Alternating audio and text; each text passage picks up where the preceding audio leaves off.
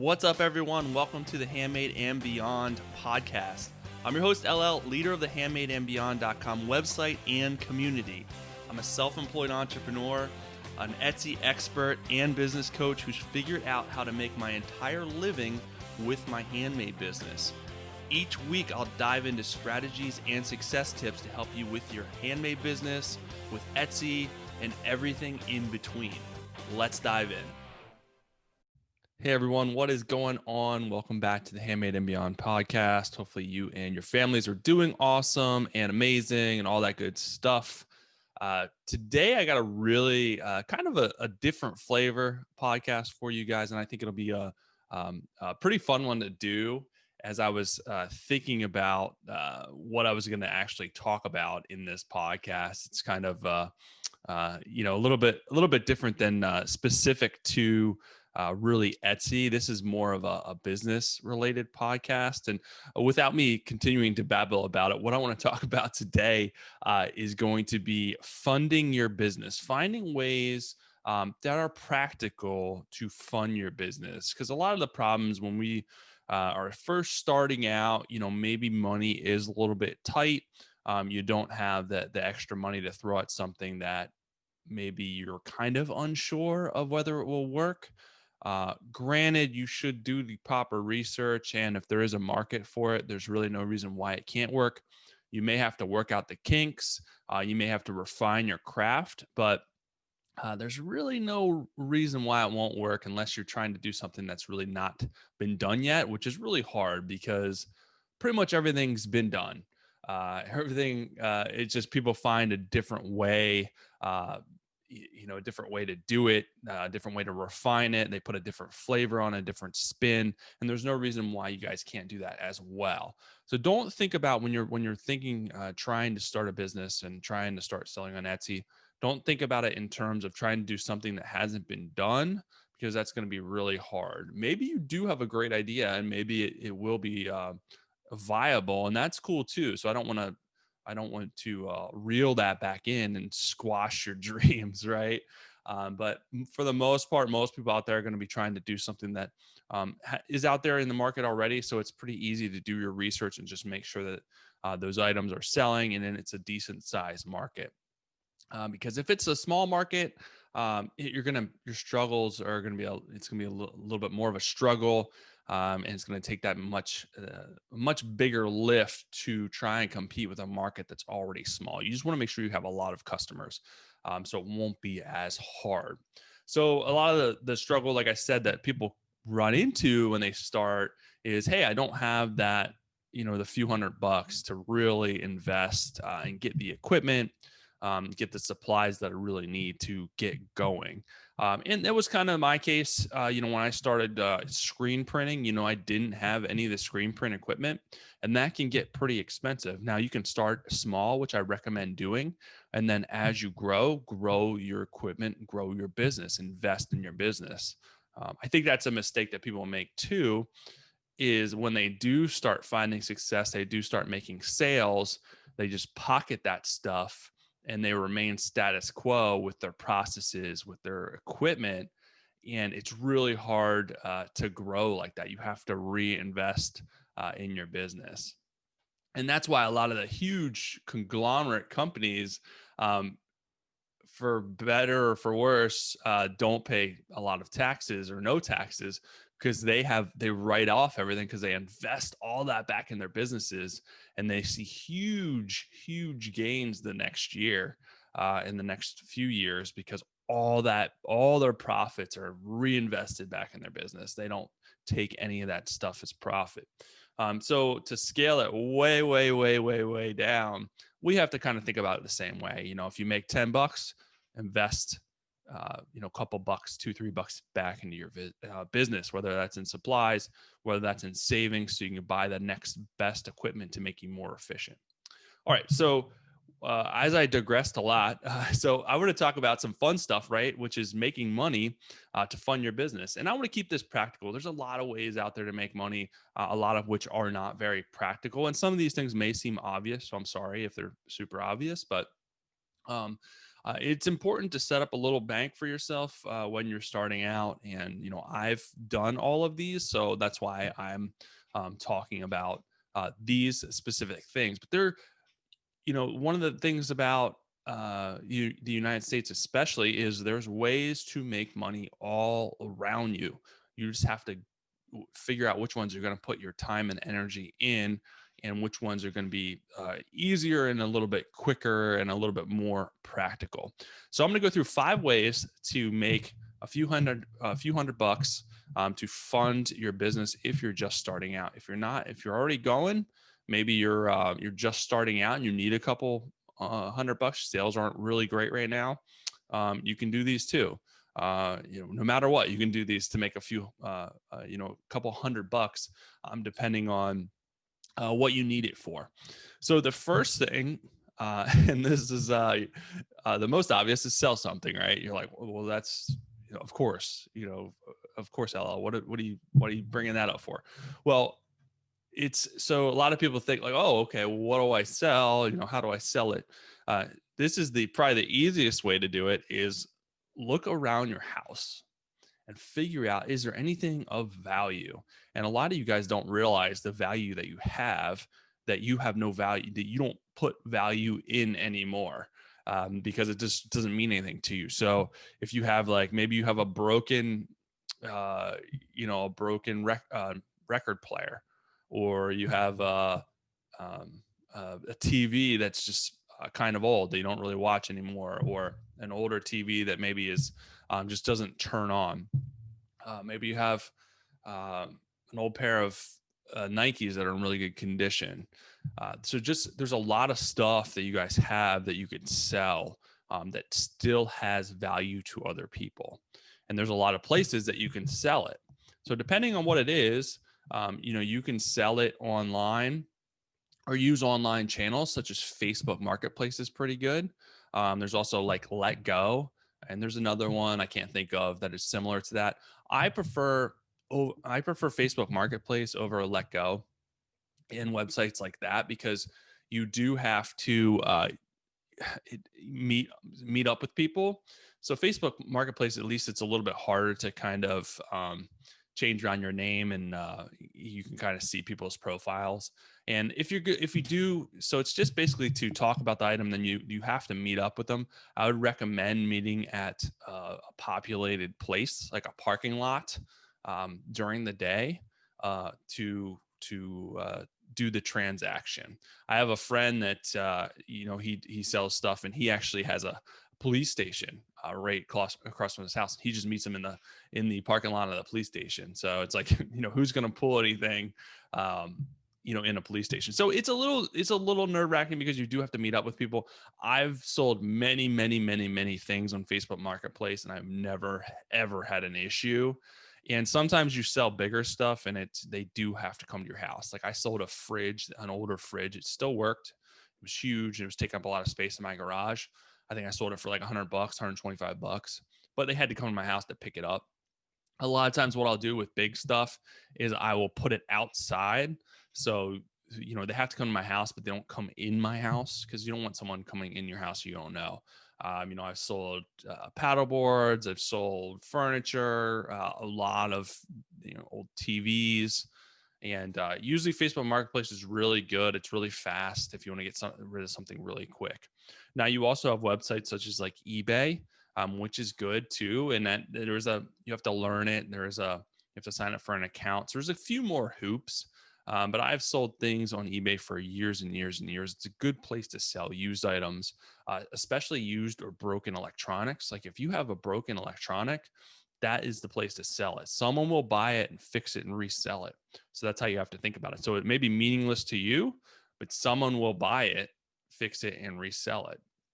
So look around your house. Is there anything laying around that's old or broken, especially like electronic type stuff? You can probably sell that, and you can look on eBay and see what's selling. Worst case, you just throw it up on Facebook Marketplace and just see if you get any bites on it.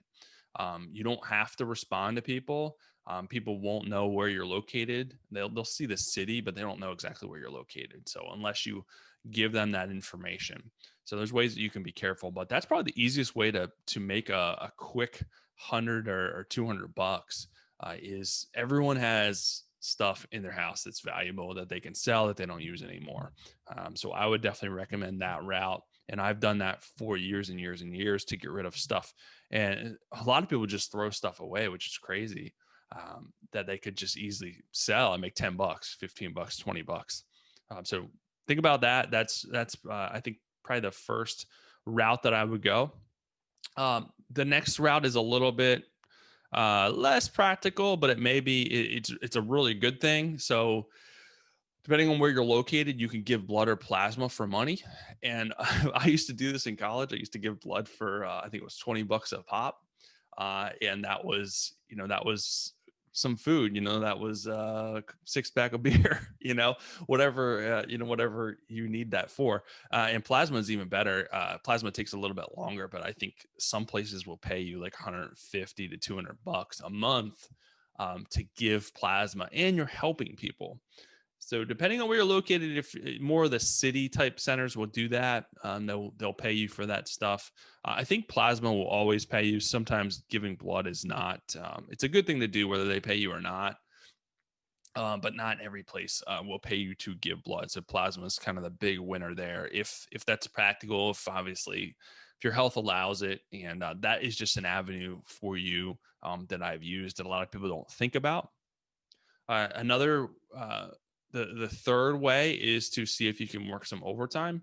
If you work a normal 9 to 5, hey, maybe it'll behoove you to pick up an hour or two a week, and you're helping out your job, and you're also going to make that extra cash. And then whatever the overtime hours, you just go ahead and make sure you receive that. So that's an easy way to do it. And it may be one of those things that you just talk to your boss and see if it's possible. It may not have ever came up. You may not have ever asked. They may not make it known, but it may be possible. So a lot of times it doesn't hurt to ask. Maybe if you work during the week, you can ask to pick up a weekend shift. There's a lot of different things you can do there, but use the resources that you already have. If you already have a job, go ahead and use those resources that you have there first and see if you can continue to benefit off of those. The next thing to do is have a yard sale. Maybe not this time of year. If you're listening to this, it is wintertime. It is January. So depending on where you're located, yard sale may not be practical. People will not traipse through a foot of snow to see your stuff. So it may not be practical, but summertime, you can have a quick yard sale. It doesn't take a lot to make some money doing a yard sale, put out your old stuff. If you have a yard sale, don't price gouge people. You gotta really, honestly, it's $5 and under. Realistically, if you're going to have a yard sale, stuff has to be super cheap because, some people will have yard sales and they'll put stuff will be like $30, $50. Everyone that's going yard sale and isn't looking to spend that kind of money. I'm sorry. They're just not.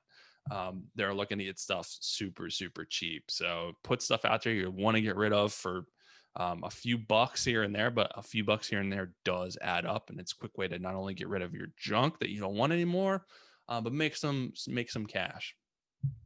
All right. So the last one I'm gonna leave you with is a little bit less practical. I had to throw in one that was a little bit less practical, but it's one that I've done.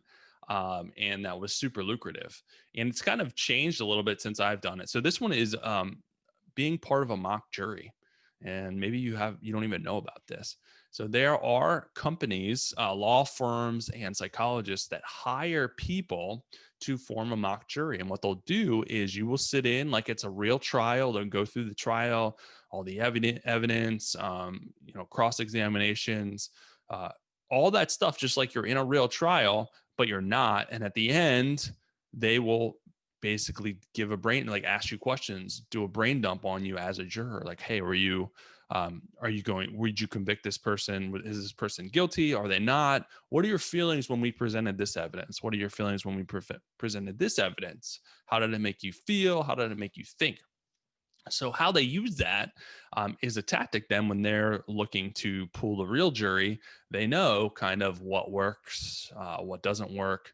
And big, if it's a big trial, they will invest a lot of money in these mock juries to prepare. And it's something that, the average citizen doesn't even know exists. I never even knew it existed.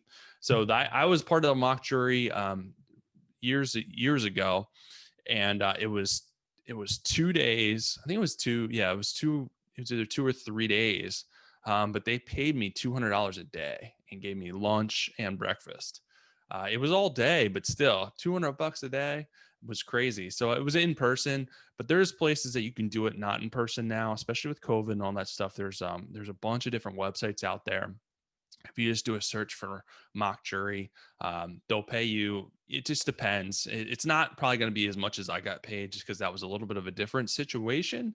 But a lot of them will pay you, 10, $15 an hour, or verdict, or whatever. So there's a lot of different, like I think it's like eJury, mockjury.com. There's a bunch out there. So maybe you want to do that, especially if you like true crime, or you're like the crime element. That may be something that you can easily be a part of. It may be kind of fun, a good learning experience, but you can also make money doing it. So I just want to include that one because I've done it before, and it was kind of cool, and it's a kind of an out of the box type of way to make money. But hopefully that helps you guys out. Those are 5 ways that I've actually utilized to make extra money to fund my business. Just maybe to pay a couple of bills whenever you need those extra funds. Just look around. There's ways out there to make money. You just got to go out and grab it. They're all around us. They're not get rich quick type stuff. I mean, that's crap. So, well, without to be perfectly blunt, but there's ways to make money that are legitimate, that are practical out there. You just got to go out and figure out which ones you're going to put your energy towards, which one's going to be the quick wins and easier ones to do. So hopefully that helps you guys out. If you're looking to start your business initially, you need a couple $100. I would suggest doing one of those and getting those funds so you can get started. Outside of that, if you guys are not part of the Handmade and Beyond community yet, what are you waiting for? I would love to have you guys in there if you're looking to start, build, and grow your Etsy and handmade business. Everything you need to grow your business is in there. Everything I've done in my past with Etsy and my current with Etsy. I'm still a full-time Etsy seller. Most of my income comes from Etsy. I put all those strategies, all of those plans, all those best practices into courses in the Handmade and Beyond community. There's a help forum so you can get any question answered at any point of the day. I do live monthly coaching calls so you can interact with me and other members. We can do a deep dive, we can do strategy, we can do critiques, anything you guys need to grow your businesses. That's my main goal, is to make you a successful Etsy seller. I will do anything I can to help you move along your journey a lot faster than I did. So there's a link below. You can get in for a 30-day free trial. Give it a test drive. I know you'll love it. I want you to be able to test out everything, and then hopefully you stay past the 30 days. My most successful members have been with me for a long time because they understand selling on Etsy is a journey. It takes time. It takes time to build, and then you have more questions, and then you build on that, and then you have more questions and need more strategy. And that is the place, and that's why Handmade and Beyond community exists, because it's a place for that to continue to grow and learn. It's not just here's a course, watch it, and then you can't ask questions or do anything with it. I didn't want that for you guys. And so that's why it is not set up that way. I'm truly, truly invested in your success and love to see the success stories that come in. So get in for 30 days free. There's a link below so you can hop in there. I would love to see you. Introduce yourself right away, and we will start working together. Outside of that, have a good rest of your day, and I will talk to you guys next week.